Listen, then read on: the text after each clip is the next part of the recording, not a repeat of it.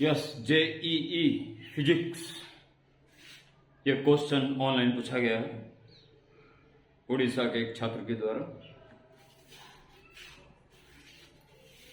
ये वेज है, मूव कर सकता है पूरी सिचुएशन में, कहीं कोई फ्रिक्शन फोर्स नहीं है, एवरीथिंग इज स्मूथ।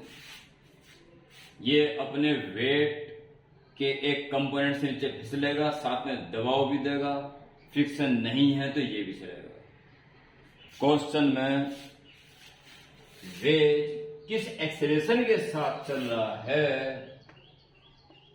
ये फाइंड करना है। दैट्स ऑल, यही है सब कुछ बस। बड़ा प्यारा क्वेश्चन है। जैसे पहले से मैं बताता आ रहा हूं कि कॉन्सेप्ट्स क्लियर हैं, बेसिक कॉन्सेप्ट्स क्लियर हैं, बस इतनी रिक्वायरमेंट होती है। क्वेश्चन सारे हो जाते हैं, इजीली मुस्कुराते हो जाते हैं। यस, सीधे पॉइंट पर आइए।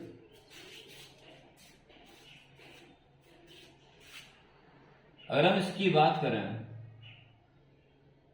तो पहले ये देखिए कि अगर ये वेज टुवर्ड्स राइट 1 सेंटीमीटर सरकता है तो ये डोरी 1 सेंटीमीटर छोटी हो जाएगी और ये 1 सेंटीमीटर बढ़ जाएगी। यानी कि जितना ये चलेगा इसके रिस्पेक्ट में ये भी उतना ही चलेगा। जो इसकी स्पीड होगी उसकी भी वही होगी वेज के रिस्पेक्ट में, और जो इसका एक्सीलरेशन होगा वही इसका भी होगा वेज के एक्सीलरेशन रिस्पेक्ट में, सॉरी। तो देखिए इसका एक्सीलरेशन कितना होगा। अगर हम मास m की बात करें कि m मास है तो ये इधर की तरफ a एक्सीलरेशन से चल रहा है इसके रिस्पेक्ट में, और साथ साथ इसकी बात करें तो ये वेज के साथ साथ भी चल रहा है नीचे गिरते गिरते, यानी इसका एक्सीलरेशन ये भी है और same acceleration.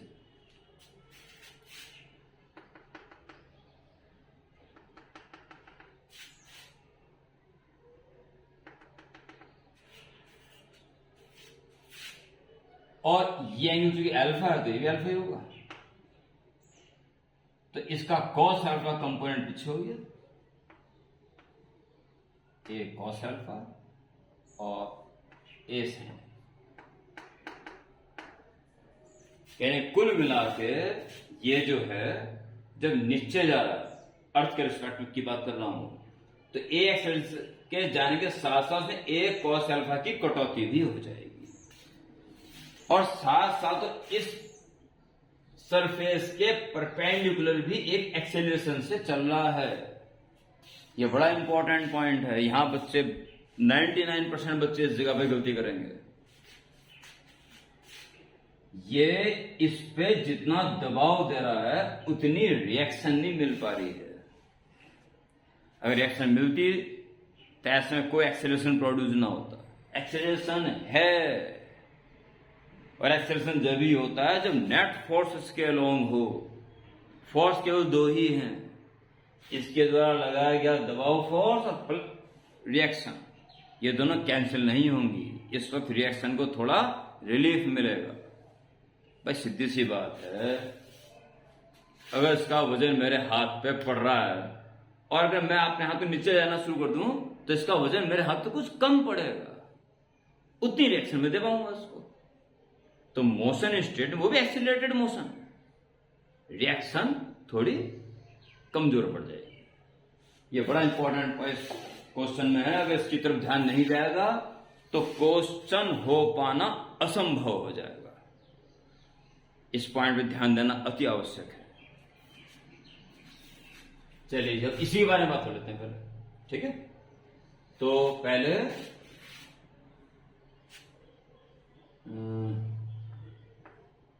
For mass m इसकी बात करेंगे। पहले ये करने ज्यादा अच्छा रहेगा। नॉर्मल टू फेस या अलोंग फेस चलो बात तो एक ही है। अलोंग सरफेस, सरफेस के अलोंग की बात करें तो mg काम करता है। mg sin अल्फा कैसे, mg cos अल्फा ऐसे कर रहा है, mg sin अल्फा ऐसे करता है। ये तो बहुत सारे क्वेश्चन कर लिया आपने। mg sin अल्फा और माइनस t। बस यही दो फोर्स काम करना है, बाकी फोर्स इसके परपेंडिकुलर करना है, उसका इस मोशन में प्रभाव नहीं पड़ेगा। इसके अलावा कोई फोर्स कंपोनेंट और नहीं है। इज गुड एम ए, मास है m और एक्सीलरेशन सिर्फ a नहीं है। यस, ये माइनस ये आएगा, a minus a cos alpha. तो इससे आप t को सेपरेट कर दें, t के में लास्ट की जरूरत नहीं पड़ेगी, तो इधर भेज दीजिए। और mg साइन अल्फा और माइनस m, ये पूरा पार्ट इधर आ जाएगा, माइनस हम लिए, a कॉमन ले लीजिए, 1 माइनस कॉस अल्फा।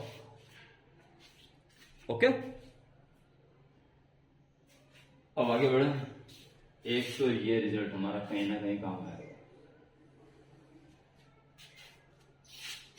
अब perpendicular to surface, perpendicular to surface,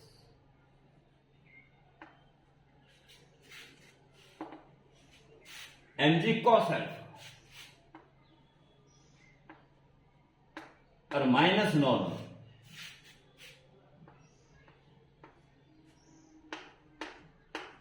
minus normal is equal to M a, m और एक्सेलरेशन इसके along a sine alpha.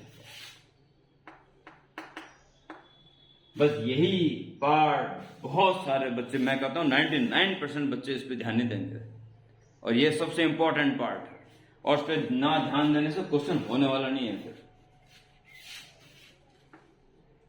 N equal to, फिर भेज इसको दे देंगे M G cos alpha minus M A sine, एक इसकी अवस्था पड़ेगी। और अब आप अपने क्वेश्चन के अंतिम पड़ाव की तरफ अग्रसर हो सकते हो।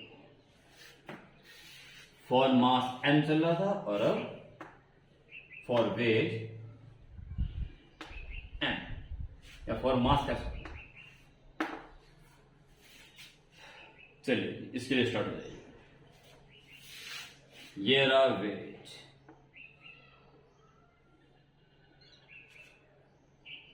सारे लेने वाले फोर्स ओवर दिस पे। सबसे पहले इसका वेट mg, ओरिजिनल सरफेस की रिएक्शन एंड डैश है, खिंचाव, टेंशन टी, बैकवर्ड टी का कॉस अल्फा, ये अल्फा होगा तो ये भी अल्फा होगा, टी कॉस अल्फा। अब आता है बड़ा इंपॉर्टेंट पार्ट कि इसका इसके ऊपर कितना दबाव पड़ रहा है। जितना दबाव पड़ता है उतनी रिएक्शन मिलती है, यानी कि वैसे mg cos अल्फा का पूरा हुआ, अगर ये ना मूव करता तो mg cos अल्फा फोर्स लगता, पर मूव कर रहा है तो कम पड़ पा रहा है, उतनी रिएक्शन मिल रही है। तो रिएक्शन जितनी मिल रही उतना दबाव उसके ऊपर मोशन के कारण पड़ रहा है। तो ये कितना पड़ेगा, ऐसे में पड़ेगा n निकला हुआ ये n, और ये आपका अल्फा है तो ये भी अल्फा होगा 90 माइनस अल्फा, तो n cos 90 माइनस अल्फा यानी n sin अल्फा, यानी इसका कंपोनेंट इधर की तरफ n अल्फा ऐसे पड़ रहा है n, उसका cos 90 माइनस अल्फा यानी कि sin अल्फा ऐसे पड़ रहा है, और दूसरा कंपोनेंट इस पे दबाव दे रहा होगा, इस टेढ़े वाले का एक मिनट दबाव दे रहा होगा, जिसके कारण ये रिएक्शन हो ज्यादा होगी, पर इसकी कोई जरूरत ही नहीं है हमें। स्मूथ सरफेस पर नॉर्मल का कोई काम नहीं होता। और इसके लिए स्टार्ट हो जाइए। इसके लिए अब आप ये इधर जा रहा है तो इस पर लगने वाले force T plus N sine alpha plus N sine alpha minus T cos alpha minus T cos alpha, ये हो गया net force is equal to M A capital. और हमारा अंतिम पड़ाव है, इन दोनों जो जहां पड़े वहां डाल दो भाई, अभी डाल दो, बस एवेल्यूएशन में डाल दो बस, फिर मैं इसको हटा दूंगा यहाँ से, ठीक है। इन दोनों में टी कॉमन ले लीजिए तो बचेगा 1 minus cos alpha plus N sine alpha is equal to M A. अब मैं क्या करता हूं कि इन दो वैल्यू को जब जैसे जरूरत पड़ेगी, या चलो पहले मैं वैल्यू लिख देता हूं। मैं सुविधा के लिए कॉस अल्फा को सिर्फ सी लिख रहा हूं और साइन अल्फा को सिर्फ एस लिख रहा हूं, ठीक है। तो टी की वैल्यू रखने जा रहा हूं m G S, c for cos theta and s for sine left. तो टी की value M G s minus M a 1 minus c. ये टी की वैल्यू मैंने यहां रखी इनटू 1 माइनस कॉस अल्फा। दिखा जा रहा है स्क्रीन में? हाँ, बस थोड़ी देर फिर मैं जगह रब कर दूंगा टी की वैल्यू पुट करने के बाद, फिर इसकी जरूरत नहीं रहेगी। ये हो गया प्लस एन की value M G C minus M A S. मैंने एन की वैल्यू पुट कर, आ गया है साइन अल्फा यानी कि एस और इक्वल टू एम ए। लो जी, अब मुझे इसकी किसी की भी जरूरत नहीं है।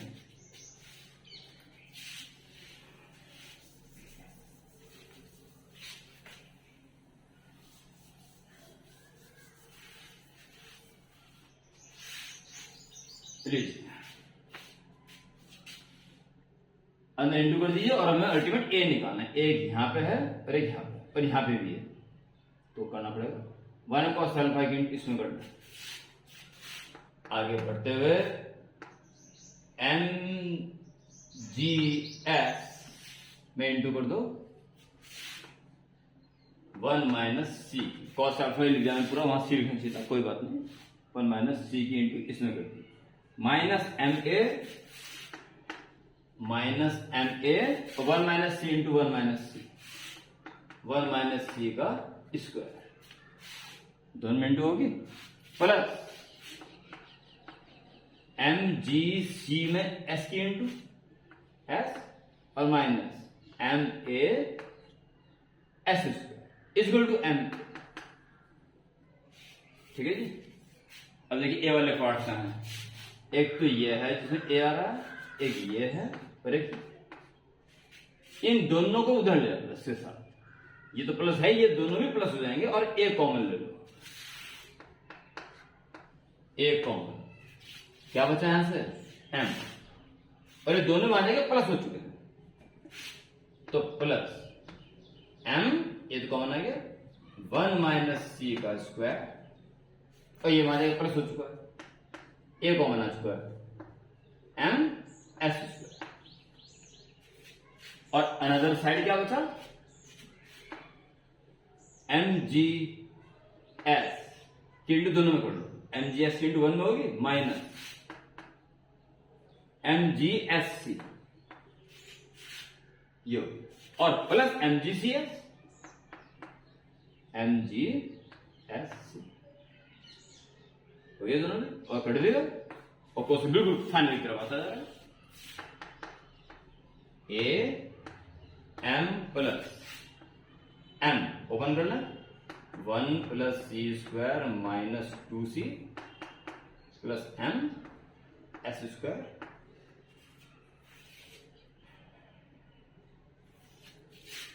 Equal to m G S.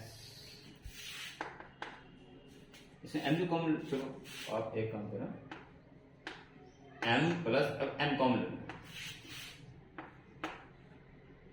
तो 1 plus c square minus 2c plus s square. C square mean cos square alpha, s mean sine square alpha, sine square alpha plus cos square alpha 1 M G S. A M plus M into 1 plus 1 minus 2c mgs a equal to mg sin alpha upon